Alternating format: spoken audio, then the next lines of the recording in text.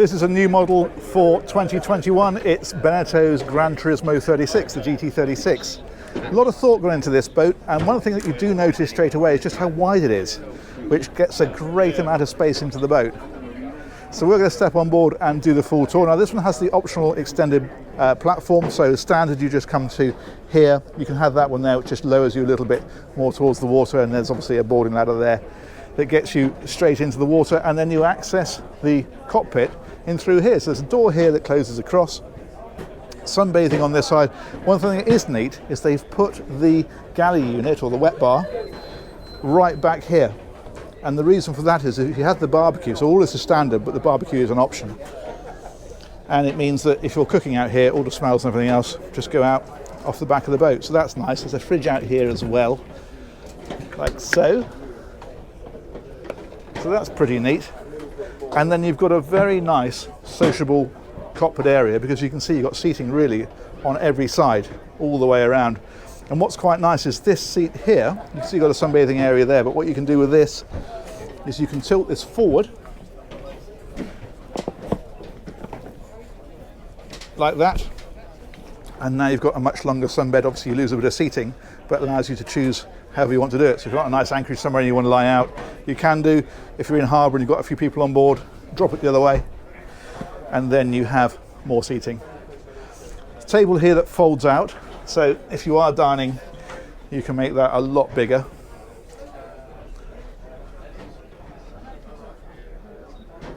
And then you've got the hard top here. Now there's a solid sliding roof section. It's pretty big actually. You can see you get a pretty decent size opening. You also get a big side window as well. So it does put you in touch with the elements when you've got all that open. Helm position is over on this side. It's rather smart, dark blue. This one's been upgraded with the twin Garmin screens. Bow thruster on this one as well. And then this one's got the throttles here. It's actually on stern drives, not IPS, but they are putting joystick controls on these now, so that you have full control, close quarters. You can literally push that and take the whole boat sideways, for example, or twist it and the boat will spin on the spot. So that makes life a lot easier. There's a bolster for the seat here, so you can drop that down if you want to and sit at the helm. And actually what's quite nice, you'll notice that the foredeck slopes away quite a bit. So even when you are sat down and the nose is up because you're planing, you've still got a pretty decent view out of there. There's another seat opposite. I really like this because you often find with boats that they lack forward-facing seating at the helm. You'll have a sideways seat there to try and get a bit more space into the accommodation. But with this, you can sit 4 people across here, which is excellent. And then if we head on inside,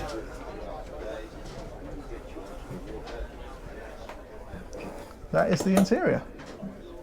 So let's come right down on in. So you've got a dinette area here.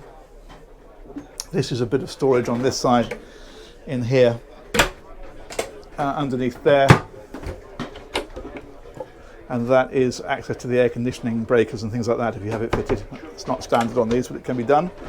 And then this one is the little control panel here. So you can switch everything off, lighting and that kind of stuff can all be controlled from there.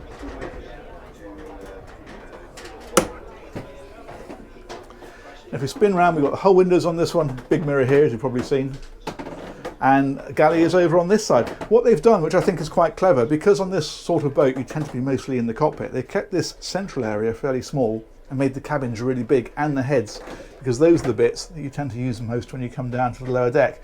So galley is here, there's a sink underneath with a section there, try to drop it, there we go.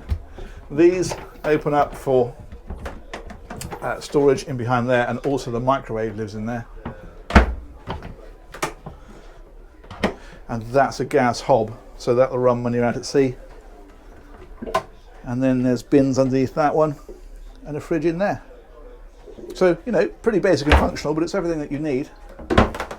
And if we go into here then, this is what I'm talking about. For a 36-foot boat, this is a nice cabin, and this generally is what's important to people. You know, you've had the day out in the water, you've been up in the cockpit, you've been sunbathing, you've been in the evening, sat out there, and then at night you want to come down and have a decent sized cabin, and that's what this boat gives you. For a 36-footer, that's rather nice. Plenty of storage in here as well, so there's a hanging locker on that side. It's storage underneath here, and then shelving over here. and some rather nice lighting tucked away up under there, which is lovely. And there's also a hatch up onto the foredeck. We'll go up there in a minute. If we come back through here, then this also is pretty generous, because on this size of boat you don't normally get a separate shower stall. This one you do, and you can see there's a door that comes off, and again, it's what people want. You know, next morning you get up out of your lovely cabin, you'll have a decent shower, and then you're up and out for the day. So I think prioritising this area, or these areas, the sleeping cabins and the heads, does make a lot of sense. Storage in here, and your sink of course, and your loo. Let's reverse out of here, and then finally we'll head back to the mid cabin. And again, this is rather decent size. It does drop down because you're underneath the cockpit back here, but when you do, you get a really nice big bed. You've got storage at the ends there, storage in here,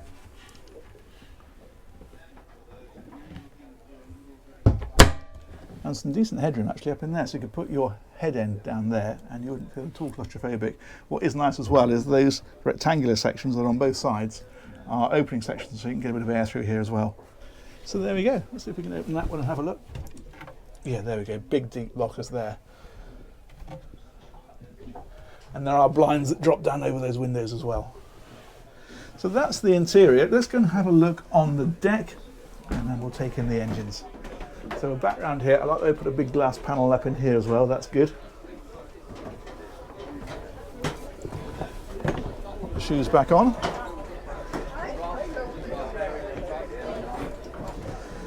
And we'll come round this way. There's a couple of steps up here. And that takes us out onto the side decks. That's that side window. That is that big solid sliding roof section. In fact, you can see it there. That's it. So that all comes forward and encloses this. Some decent wipers on here as well. That's important. And this I like. They've actually sunk this sunbathing area into the deck, so it's slightly recessed, so that when you're lying on here, you don't feel like you're going to tumble off. If you're the kind of person like me who likes to go up on the bow and have a bit of a nap, that's very reassuring. Let's come right on forward. That's that hatch over the forward cabin. We've got anchor handling kit in here, so the winch and the chain and that kind of stuff is all in there. And that one there will flip over so that you can increase the size of the sunbathing area. Excellent, let's go look at the engines. So we're back down here.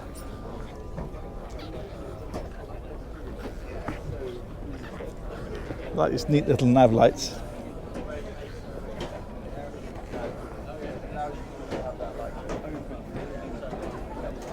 So let's come back here, and there is a switch at the helm, which is that one.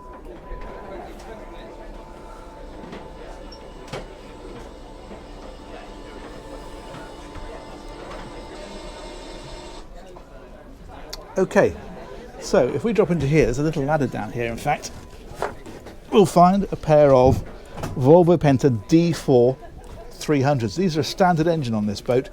There's no option. The only option is you can choose to have the joystick control that we have fitted on this one. Now these are going to give you about 30 knots flat out, and then the cruising speed sort of mid-20s, and the range you're looking at about 200 miles.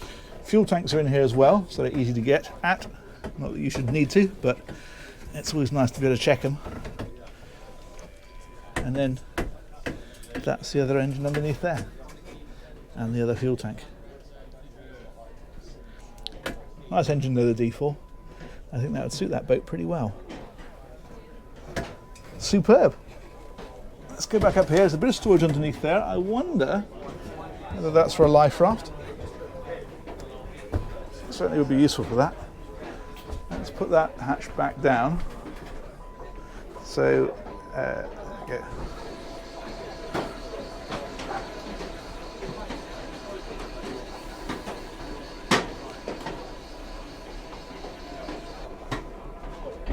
There we go, and the last thing I want to look at, because I saw it there and I'm curious, is if we flick this catch and this catch, which is going to require two hands. What's in there? Oh, okay, date locker. That's pretty helpful. Good, actually more storage underneath there as well, which is neat. And there we go, that's about it, the new Beneteau GT36. Huge thanks to Ancaster for organising that. Let me know what you think of it in the comments, and we'll catch you on another one of these very soon. Take care, bye-bye.